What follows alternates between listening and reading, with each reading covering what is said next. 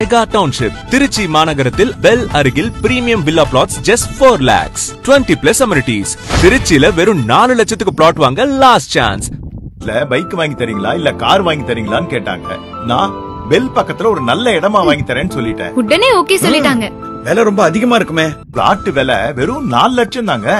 Car விலையோட கம்மி தானே. Mega township Trichy மாநகரத்தில் பெல் அருகில் premium villa plots just 4 lakhs 20+ amenities. திருச்சியில வெறும் 4 லட்சத்துக்கு பிளாட் வாங்க லாஸ்ட் சான்ஸ்.